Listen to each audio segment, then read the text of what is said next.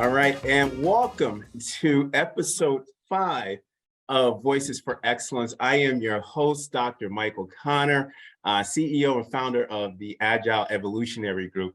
And it is an absolute honor to have one of my brothers. I've loved him, been loving him, his work for the past 4 years in Evanston, and just was announced as NAPSE National Superintendent of the Year. When I heard that he won the award, I started jumping up and down because I was like, yes, I know that guy. I know him really close. So it is absolutely my pleasure to welcome Dr. Devon Horton, proud superintendent of Evanston Public Schools in Evanston, Illinois, one of the leading voices for African male superintendents across the country. Dr. Horton, welcome to Voices for Excellence. Good morning, brother. Thank you, Dr. Connors. It's it's great to see you and also to have an opportunity to engage in a really I say critical conversation with you. So I made the podcast. So I must be doing something right.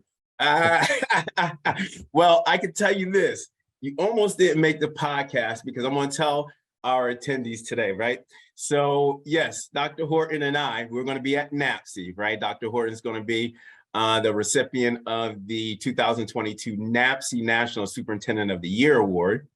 I'm going to be launching my book, Intentional, Bold, and Unapologetic, a guide to transforming schools in the AC stage of education on December 1st. But what really got to me was I asked Dr. Horton to be on my golf team at the annual golfing outing at NAPSE, and he respectfully declined. He respectfully declined, everybody. Yeah, Doc, if you see me on that golf course, you will understand and be thankful that I declined. You should be out there. I know it's for fun, but you should be. I know you want to win, and I'm not gonna. I would not want to do that to you. I hear you, good brother. I hear you, but it's just gonna be good to see you in person. But let's get into the interview, man, because I just want to talk to you because Voices for Excellence, the inception of this podcast was to have the voices that have has a track of impact, right? A track of influence and impact within our field. But now this is a time to be able to share strategies, share leadership techniques and methodologies for impact. So Dr. Horton, before we even start, right, I always ask individuals, right, that participate in the show or on the show, what's their equity song that defines them, right? We know, Dr. Horton, you are a big education change agent, but how would constituents, parents, and education stakeholders, but moreover, students, define your leadership signature through one song? What would that be? I think there's I have I would say two.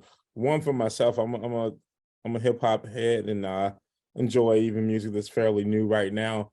And if I was describing myself, this is I don't know, DJ Khaled has a song with Lil Wayne, Jay-Z, and I can't remember. Rick Ross, and the song's called "God Did," and Jay-Z's verse is probably the best way that I would describe myself. Right, I come from really humble beginnings and some really challenging childhood, like many of us and many of the students that we serve. It was really just different.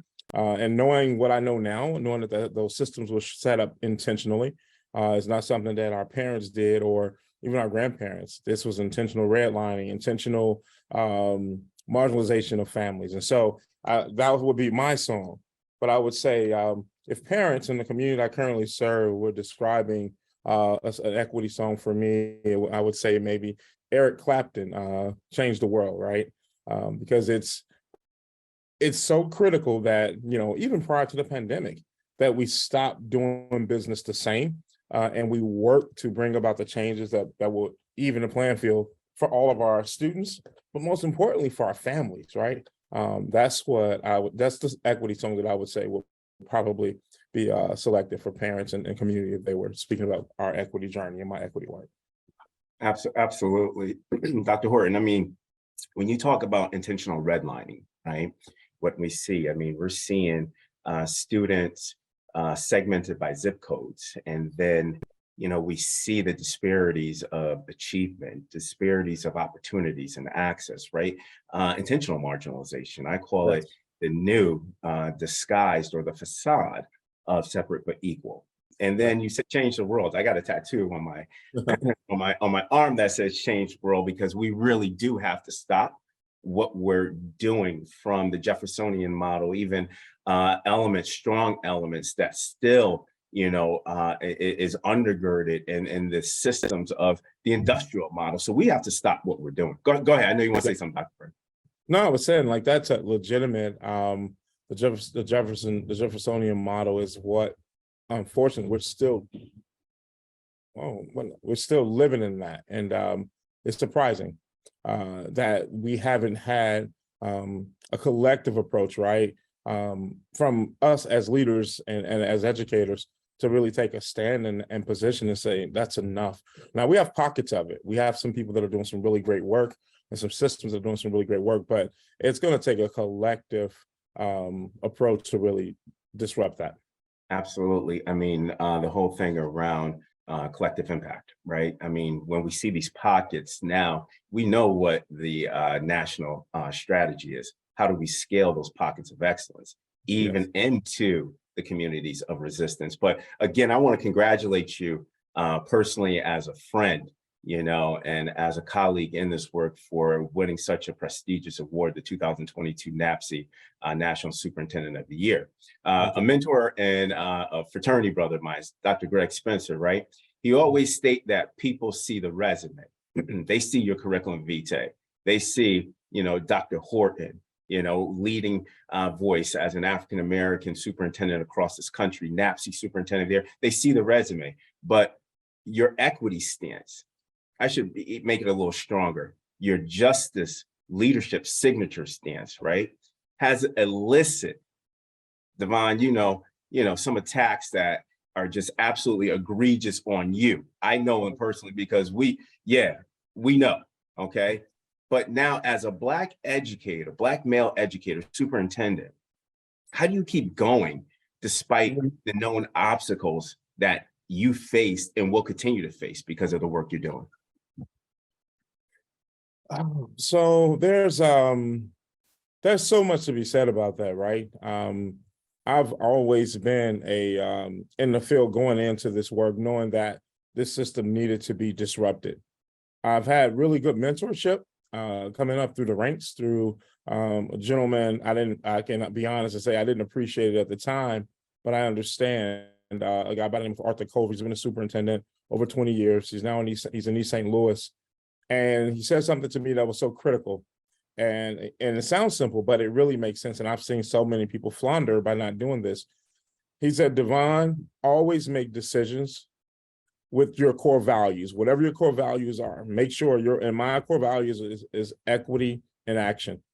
Make those decisions strong, solid, consistent, unapologetic. And when you make those decisions, sometimes it may even cost you a job or your job, but just know you will be set up to do even greater things. And, that resonated with me because if you're not making decisions as a leader from a position of core values and what you know is right and what you believe in and making sure that it aligns with the community, and more importantly, that school board, and I can speak for hours about my school board and how they've really gotten behind me and they brought me in for this reason. So I can be honest and say that's not always the case, right? To do this work. So there are so many other pitfalls, but in this situation, those core values, I make those decisions. I know that the systems that are operating right now in K-12 world, even in higher ed, we could talk about that for a whole nother 2 hours. They are not designed to be the most effective for all students. More specifically, they're not designed for our marginalized students, our Black, Latinx, students with disability, our students from the LGBTQ plus community, and our staff. And so goal one is to disrupt the system.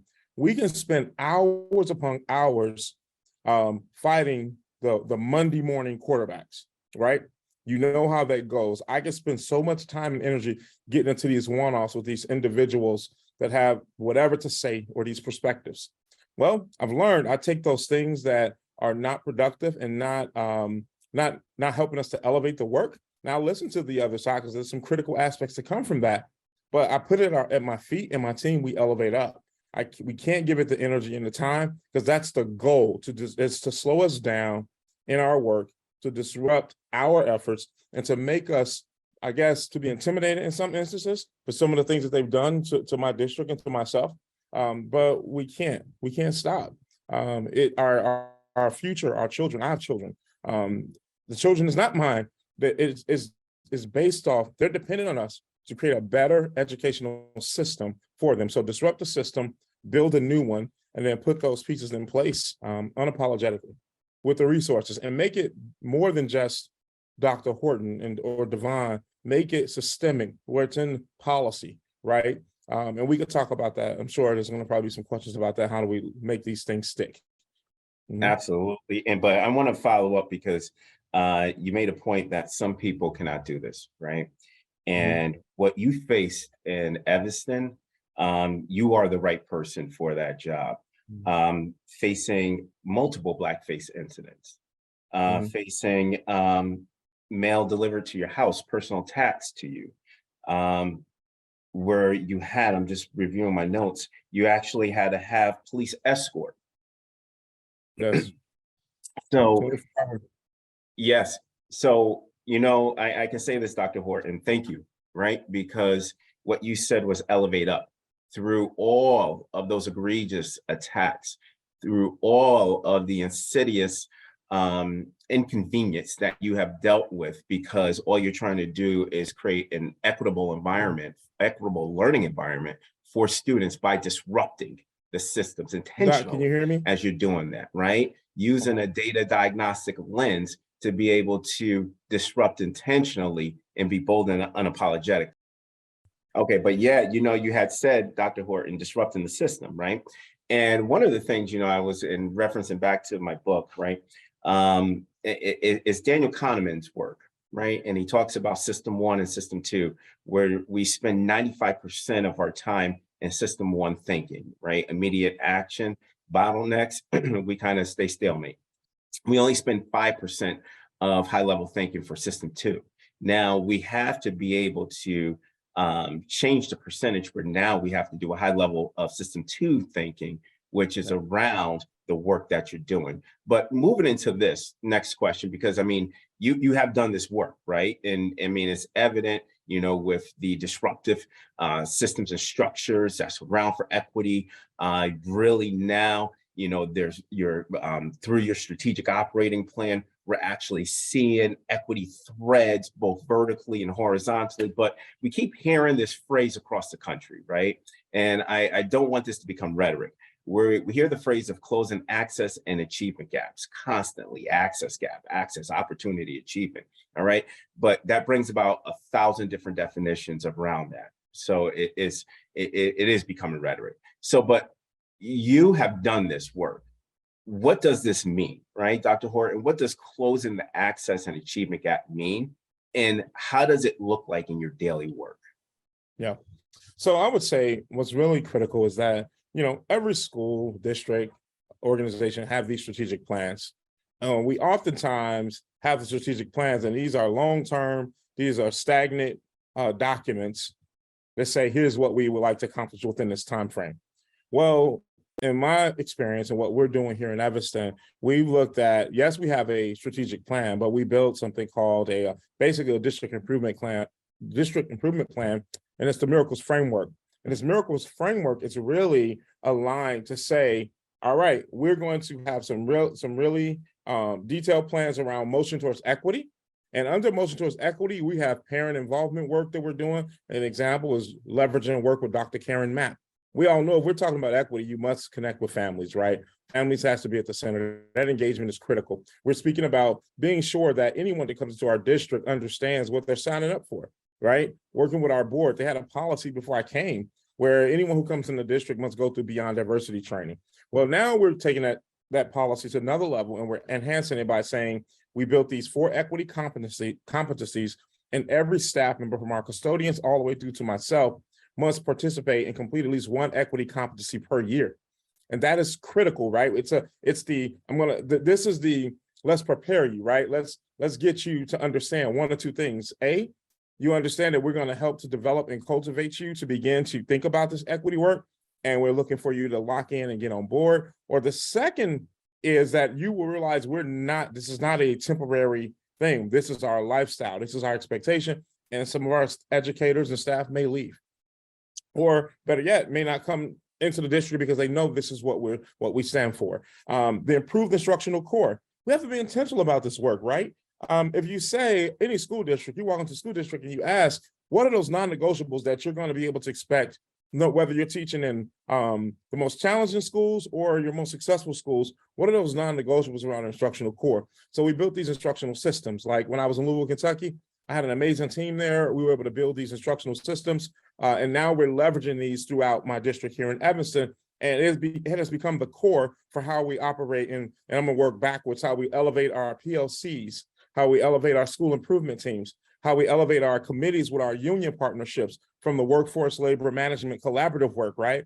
And then our district leadership team. With our union, I'm in a meeting right now. I stepped out with our union leaders and my admin, where we're working on a true blueprint, whether you're in a right to work state or in a union supported state. How do we do this collaboratively? Because it doesn't matter what your state position is. It's about your educators and your teachers from an equity lens must feel respected and honored in how you work together, right? Under the R, relevant, rigorous course of study, there's a big battle around this critical race theory.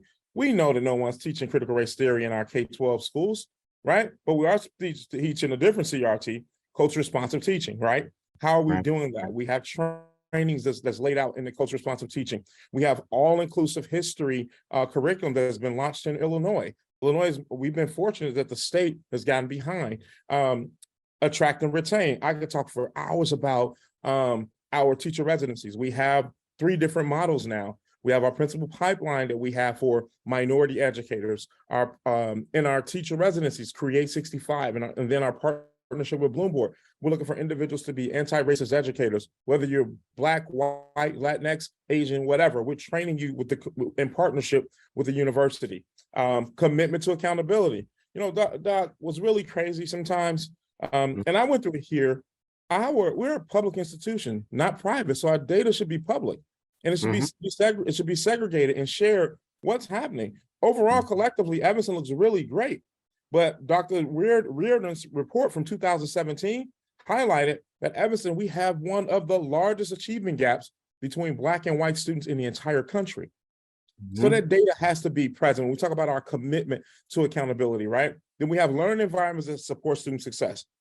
What we expect of our teachers around relationships with administration and with parents, we should be replicating the same relationship with our students. So restorative practices, like we came into a situation where restorative was really held for adults and students were still being suspended at a really high rate. So we've shifted that culture. RP is for everyone. And so we've really made some gaps in that. We've adopted some responsive classrooms. We've done some CPI training. Yes, it's good it's kind of like the curbside cutout. Yes, it's good for a unique group for special education to help them not harm themselves if they get physical. But the de-escalation tactics that comes along with CPI is good for all students. So we've been training staff in that, right? And it's made an impact. I'm gonna close this up really quickly. Expected targets driven by results. Again, setting these goals, you must be critical because, Doc, you've seen this. If you don't set goals as a school system, then people will measure you and your success by every single thing else. So we set these goals. Here's what we're going to say. Here's where we're moving. Let's measure our expectation by what we say we're going to set these goals in. When you start bringing in things that's not a part of our goals, that's a discussion. That's not a measurement of our impact, right? And then the last one, we know sustainable funding. We had to get creative. Again, we had a school that had a community with about one of those zip codes where 99% of the families that went there were African-American, right? And some of them going too far and too long. The school was shut down in 1967. And they bused all of the Black kids from this one community to north of Evanston to make the school so diverse. This is what Evanston really gets its diversity label from. It's a warm community. It's a great community. But again, we didn't do some things right. Brown versus Board of Education, the idea was correct, but the implementation was majorly flawed across the country. So they shut the school down. 55 years later, the community is still fighting for school. So one of my responsibilities was to come in without any money. The board told me, get the school in Fifth Ward and you have no money. Found a way from a sustainable funding model to eliminate the operation costs of busing kids, use those dollars to pay for this new school. And now we have a school that's getting ready to be built in a community that's been deprived for 55 years. So when you ask the question, how do you take that work from it being about just closing the achievement gap and closing the access gap? I think more importantly, and my two things that I say, and I've learned this from a couple of brothers that I've been listening to and reading about over the years, it's about closing the empathy gap, expectation gap. And that's the work that we have been doing here in 65. I hear you on that. And to our audience and participants out there, I hope that you replay this, right? And I'm thinking on John Hattie's work, Direct Instruction, 0.6 effect size, Dr. Horton, from an asynchronous type of learning, because your answer from that last question, I mean, there were multiple themes that you can pull from that and unwrap, right? I mean, when you think about it, you went over the interrelated systems of how the district, right, the LEA is supporting the schools through the school improvement plans. You have a specific framework that really is capturing the shared model and the practices around equity, targeted goals that are measurable, because you know that, then you said it, Dr. Horton, right? If you have the goals, they're either going to attack you or they're going to attack the work. And they can't attack the work because you're showing measured growth, measured progress. So they're going to attack you, hence why they're attacking you. But one thing that resonated with me was what you said. If it's not pertaining to the strategy, the goal, or the objectives, why focus on it? Exception processing. I used to bring that back to my team. If it's not pertaining to the goals or the objectives or the critical work that's outlined in the activity sets, why are we doing it? So that has immense pushback. But you said something that if people don't understand Evanston's pathology around equity, then they don't belong, right? That's right there saying the vision, right? And you have masterfully, I mean, literally masterfully, your storytelling approach is absolutely amazing. And I think that's why you see that heavy push-pull in Evanston, because the way you storytell the why, the way you identify, this is what we have to do because it's a part of our moral values, as you stated from the outset. But to a new superintendent, right, that's looking at you, Dr. Horton, especially, let's hypothetically say our Black and brown male superintendents that we know has a huge target on them. How do you storytell? What strategies would you give to them about storytelling through opposition?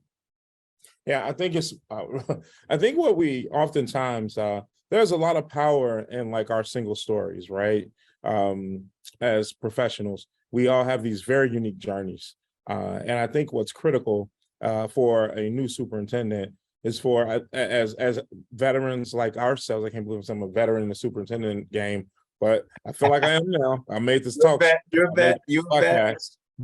Yeah. So Doc, I think what's the guy's name on Miami? Hasim. Oh man. Oh yeah, Adonis. Yeah. You're Adonis, man. Yeah. Still in the league. Yeah, way past my time. But look, I think what's really critical that we have to do this, treat this sort of like a fraternity. Other Black superintendent male leaders who've done this work, and I think what Harrison Peters is doing is really powerful with the men of color educational leadership structure. We have to be able to bring them in before they get in the seat. And even when they're in the seat, really do true mentorship, right? Yeah. Telling these single stories about our experiences so they can hear that they're not alone and that they're not unique and that you don't have to have this super power and you don't have to be from Princeton or Harvard University to be successful. I think that is critical, like giving them the blueprint. I pride myself, my wife always jokes with me, like, you know, you do this like too serious. I actually coach individuals to the superintendency for Mhm, free. I mhm. have an LLC, but it's before protection. But I coach people into this work, and I have 3 right now. They're young women, Black women. But I think that mentorship and how we elevate and give them this quote unquote secret sauce that's allowing that, and getting them to understand the dynamics of how they move is going to be solely based on how they're able to elevate and get their school board, which is a community, which is the parents, to get behind them, right? And that is what I would say more than anything. That mentorship, telling our stories, our journeys, letting them hear our failures, letting them know that we have not been perfect. We've had falls, and how we were able to use those failures to get back up and elevate. I think that's where we could really help the Black male superintendent pathway to really get on track. Our sisters are out here doing big things, right? And I'm so proud for them. But I think it's critical for all of us to really be able to lift it and move this work forward. It's going to take a collective lift from all in order for us to move the work. I mean, looking at this, our brothers and sisters that are in the seat are doing some really, really, really special things, right? And we're seeing that across the country, which is good. Now, we're seeing one thing that I'm really loving is the extensive Black and Brown collaboration, and that's what we need to be able to support the vertical segment, but also to support both segments in a related manner, because we know Generation Z, 48% of our students are going to be Black or Brown. Yes. Generation Alpha, 50% Black and Brown. 1/3 of those families are coming from non-traditional homes. So we're going to need more Black and Brown representation. Specifically now, when I say this, because I want to focus just on this pure segment, right, Dr. Horton? Yeah. Very, very compelling predictive metric, right? And you brought up Dr. Harrison Peters, who's the CEO of MCell, right, and former national superintendent. But I heard this startling metric from Dr. Peters, right? And it's based off of various predictive models where I believe the Black male superintendency will be extinct within the next 3 to 5 years. And what I mean by extinct is that our tenure rate right now since the pandemic is only 8 months, and is down from roughly about 2 years, 8 months before the pandemic. So now, as you're seeing this data or hearing this data, right, 8 months for the tenure of a Black superintendent, it's down pretty much 2 years from before the pandemic. Wow. Dr. Horton, you have a voice in the education space, right? You have a voice. Yes. You have a voice as being one of the lead Black male superintendents across the country. How can you use this platform to be your call of action to prioritize this extinction, possible extinction, and what supports can be put in place right now where you have this platform of advocacy for Black male superintendents? That's a really deep question. I would say first, again, there are individuals that are sitting in seats right now on cabinet, or even principals that are in schools that are doing some phenomenal work, Black male leaders that may have desires to do this. I think there has to be some more deeper and more intentional partnerships between our university partners and our current sitting superintendents. We have to get out of the business of believing that the only way that we can prepare our leaders is through that traditional model. The traditional model, like in full transparency, it does not prepare many, but specifically our Black male leaders for this true superintendency experience. That's one. The second thing is we have to help our brothers learn how to find the right districts where they can be supported. Because in my journey to this seat, I've applied for districts that I probably shouldn't have applied for, because I was trying to get into the seat. And we know that, and it's even research from the CEO ranks, that we have to be so much better, right? Better prepared than our counterparts, especially our white male counterparts, for the superintendency. And sometimes we sell ourselves short and really just trying to take the first thing that come towards us. So there needs to be a really critical design for, if you're an African-American male aspiring superintendent, that you get in this and under our wings, and then we can help you do a few things. Find the right school district that match your profile. I often tell a lot of educators or aspiring troops this: being a Black male leader and Black female leader, but Black male leader specifically, while there are about 15,000 school districts in this country, you can cut that down to about maybe 500 for us. Yeah. So that makes it so much more competitive and a lot less easier to find. And so you need the support. And when those openings come, we need to be able to really help them do their legwork and their homework about that community, about how they're voting, how the school board got to its current design, and see if it's a good fit. So I've seen all of that consistently, and I think there's a calling, and MCEL may be the leading organization to help get us there, specifically for those superintendents. And then not only when you get the seat, but while you're in it, to continue the mentorship all the way through. Like I have the gentleman I spoke about, Mr. Culver. He's still my mentor, and I'm able to call him when I have concerns or questions, or just wanted a thought partner where he still can share like perspective.